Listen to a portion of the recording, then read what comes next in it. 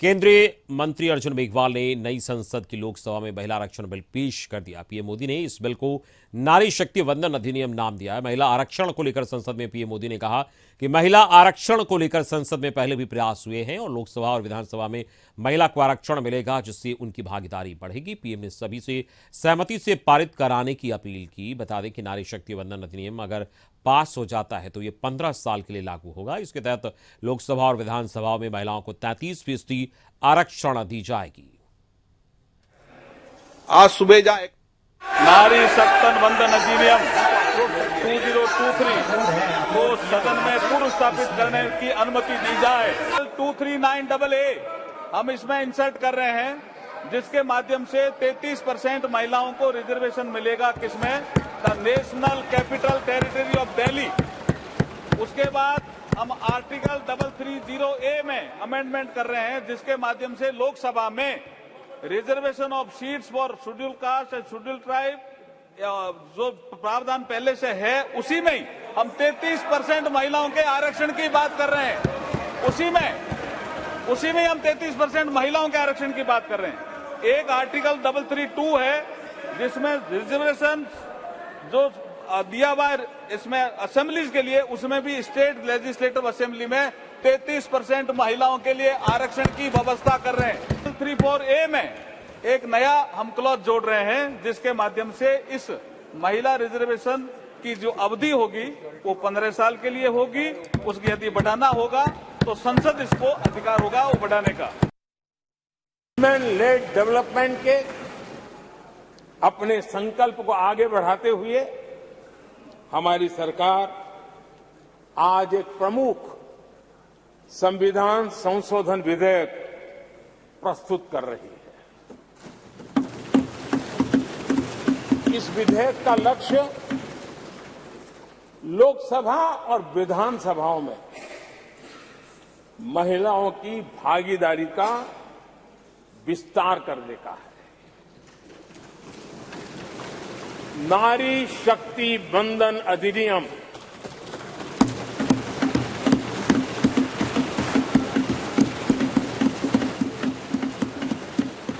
नारी शक्ति वंदन अधिनियम इसके माध्यम से हमारा लोकतंत्र और मजबूत होगा। मैं देश की माताओं, बहनों, बेटियों को नारी शक्ति वंदन अधिनियम के लिए बहुत बहुत बधाई दूंगा। अनेक वर्षों से महिला आरक्षण के संबंध में बहुत चर्चाएं हुई हैं, बहुत वाद विवाद हुए हैं। महिला आरक्षण को लेकर संसद में पहले भी कुछ प्रयास हुए हैं। 1996 में इससे जुड़ा बिल पहली बार पेश हुआ था। अटल जी के कार्यकाल में कई बार महिला आरक्षण का बिल पेश किया गया, कई बार, लेकिन उसे पार कराने के लिए आंकड़े नहीं जुटा पाए और उसके कारण वो सपना अधूरा रह गया। महिलाओं को अधिकार देने का, महिलाओं की शक्ति का उपयोग करने का वो काम, शायद ईश्वर ने ऐसे कई पवित्र काम के लिए मुझे चुना है। ग्राफिक्स के माध्यम से हम आपको बता रहे हैं कि कब कब ये पेश हुआ। महिला आरक्षण बिल 1996 में एचडी देवगौड़ा की सरकार ने बिल पेश किया गया। 1998 में अटल बिहारी वाजपेयी की सरकार ने बिल को पेश किया। इसके अलावा अगर हम बात करें तो 1999 में फिर बिल संसद में आया और पारित नहीं हो सका। हालांकि 2002-2003 में बिल पेश हुआ, पारित नहीं कराया जा सका। ये इस बिल को लेकर जो जानकारी 2008 में मनमोहन सरकार ने राज्यसभा में बिल पेश कर दिया और समाजवादी पार्टी, राष्ट्रीय जनता दल, जेडीयू ने इसका विरोध किया। 2010 में राज्यसभा से महिला आरक्षण बिल को पास किया गया मनमोहन सरकार लोकसभा से बिल पारित नहीं करा सकी, तो ये बिल किस तरीके से आया, कब कब बिल आया, इसके बारे में हमने आपको बताया। इसके अलावा अगर बिल की बात करें तो संसद विधानसभा में महिलाओं को आरक्षण मिलेगा। महिला आरक्षण बिल में जो बातें, महिलाओं को 33% आरक्षण का लाभ मिलेगा। 15 साल के लिए ये महिला आरक्षण बिल लागू होगा। तो महिला आरक्षण बिल में क्या उसकी खासियत हम बता रहे हैं। लोकसभा की 181 सीट महिलाओं के लिए आरक्षित होंगी। ये महिला आरक्षण बिल में जो बातें हैं वो हम ग्राफिक्स के माध्यम से आपको बता रहे हैं।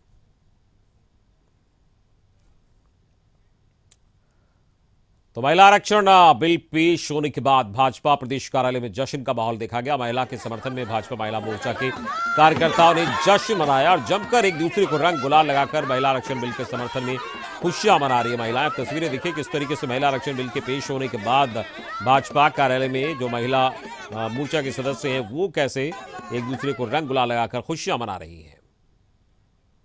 तो तस्वीरें आप देखिए, रंग गुलाल लगाकर एक दूसरे को इस बिल के पेश होने की खुशी मना रही है और महिला मोर्चा की जो सदस्य हैं वो एक दूसरे को रंग गुलाल लगा रही हैं और महिला कार्यकर्ताओं ने जमकर जश्न मनाया है।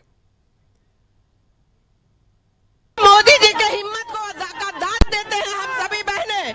और नए सदन में नया बिल पास हुआ है, महिला बिल पास हुआ है। सभी महिला विधायक सांसद बनेगी। इसके लिए भाजपा की सरकार माननीय नरेंद्र मोदी जी को बहुत बहुत बधाई देते हैं। और इस वक्त हमारे साथ संपादक अशोक मिश्र जुड़ गए हैं न्यूज रूम से। इस पूरी खबर पर बातचीत के लिए हम सीधे उन्हीं के पास चलेंगे। अशोक जी, जो महिला आरक्षण बिल है वो पेश हो गया है और अगर इस बिल को लेकर बात करें तो काफी सालों से लंबित था बिल, लेकिन इस वक्त विशेष सत्र बुलाकर इस बिल को पेश किया गया है। अगर इसके राजनीतिक मायने की अगर बात करें तो क्या लग रहा है, जो सामने लोकसभा चुनाव है या फिर पीएम मोदी का मास्टर स्ट्रोक इसे कह सकते हैं, क्या कहेंगे आप? देखिए, 12 सितंबर 1996 को यह बिल पहली दफा लोकसभा में पेश किया गया था। उस समय एच.डी. देवगौड़ा की सरकार थी और कांग्रेस पार्टी बाहर से समर्थन दे रही थी और इस सरकार में समाजवादी पार्टी, आरजेडी जैसी पार्टियां शामिल थी। और 27 वर्ष के बाद यह बिल आज लोकसभा में पेश किया गया है। यानी कि कह सकते हैं कि 2 दशक के बाद, 2.5 दशक के बाद यह बिल पेश किया गया है। तो अपने आप में यह समझते कि कितनी लंबित मांग थी ये। कहा जाता है कि 1931 में ही कांग्रेस नेत्री थी श्रीमती सरोजनी नायडू, उन्होंने तत्कालीन ब्रिटिश सरकार को पत्र लिख करके मांग की थी कि महिलाओं को मनोनीत नहीं किया जाए बल्कि उनको इलेक्शन लड़ने की सुविधा दी जाए। तो आप समझ सकते हैं कि आज़ादी के 17 वर्ष पहले ही जिस तरह से सरोजनी नायडू ने मांग की थी, आज लगभग आप ये कह सकते कि लगभग 92 बरस के बाद, 92 बरस के बाद लोकसभा में यह बिल पेश किया गया, जिसमें आधी आबादी को उसका अधिकार देने की बात कही गई है। निश्चित रूप से 2024 का जो लोकसभा चुनाव है, उस चुनाव के पहले बीजेपी ने यानी कि केंद्र सरकार ने साम दाम दंड भेद अपनाना शुरू कर दिया है और अपने राजनीतिक विरोधियों को किस तरह से मात दिया जाए इसकी तैयारी कर ली है। खास करके आधी आबादी के प्रति नरेंद्र मोदी ने जिस तरह से सदाशयता दिखाई है और 33% आरक्षण लोकसभा और विधानसभा में, यानी कि संसद के दोनों सदनों में और फिर विधानसभाओं में जिस तरह से 33% आरक्षण देने के लिए यह बिल लाया गया है, कहीं न कहीं महिलाओं के लिए यह जश्न का विषय है। और सबसे बड़ी बात है कि आधी आबादी को रिझाने के लिए बीजेपी ने कोई कसर नहीं छोड़ी है। आप अगर देखिए तो नरेंद्र मोदी की जब सरकार आई तो उज्ज्वला योजना के तहत महिलाओं को घर घर गैस पहुंचाने की जो ऐलान किया गया, उसके तहत योजनाएं भी शुरू की गई। हालांकि इसका कितना लाभ हुआ ये नहीं कहा जा सकता, लेकिन इतना ज़रूर कह सकते हैं कि आधी आबादी को अपने वोट बैंक में तब्दील करने के लिए बीजेपी ने कोई कसर नहीं छोड़ी है। जहां तक इसकी सियासत का सवाल है तो कांग्रेस ने भी इस विधेयक का समर्थन किया है और 2018 में श्रीमती सोनिया गांधी और 2019 में राहुल गांधी ने पत्र लिख करके बीजेपी से कहा था, नरेंद्र मोदी से कहा था कि आप इस बिल को लोकसभा में लाइए, और उन्होंने मांग की थी। आज वह बिल आ चुका है। कल 7 घंटे तक इस बिल पर बहस होगी। यह बिल लोकसभा में तो आसानी से पास हो जाएगा और उम्मीद की जानी चाहिए कि 2/3 बहुमत से यह पास होगा, चूँकि मुख्य विपक्षी दल कांग्रेस भी इसके समर्थन में है और बीजेपी को लोकसभा में पूर्ण बहुमत है। जहां तक राज्यसभा का मामला है तो वहां भी अगर कांग्रेस का समर्थन मिल जाता है तो ये बिल पास होने में कोई मशक्कत नहीं करनी पड़ेगी केंद्र सरकार को, और कहीं न कहीं इसका लाभ महिलाओं को मिलेगा। लेकिन सबसे बड़ा सवाल यह है कि अब जो राजनीतिक पार्टियां हैं, जो विरोधी हैं बीजेपी के, उन्होंने सवाल उठाया कि आरक्षण में फिर आरक्षण की बात क्यों नहीं की गई है। यानी कि SC ST को तो आरक्षण दिया गया है, OBC को आरक्षण क्यों नहीं दिया गया। अभी SC ST में SC को 84 सीटें हैं और ST को 42 सीटें हैं, 48 सीटें हैं। तो ऐसी परिस्थिति में जो 33% आरक्षण है तो SC को 28 सीटें और ST को 16 सीटें महिलाओं को मिल जाएगी। लेकिन OBC के लिए आरक्षण का प्रावधान नहीं किया गया है, इसलिए कहीं न कहीं समाजवादी पार्टी या समाजवादी विचारधारा के दलों का यह मानना है कि इससे उनको नुकसान होगा, चूंकि वो अपने वोट बैंक के लिए आधी आबादी के लिए सीट रिजर्व नहीं करा पाए। नंबर 1। दूसरा सवाल ये भी उठता है कि क्या इस जिन दलों ने विरोध किया था महिला आरक्षण बिल का, चाहे वो 1998 में अटल बिहारी वाजपेयी की सरकार हो, 1996 में SD देवगौड़ा की सरकार हो, या फिर नरसिम्हा राव की सरकार हो, मनमोहन सिंह की सरकार हो, जिन दलों ने मुख्य रूप से इसका विरोध किया था, यानी कि समाजवादी पार्टियां, RJD,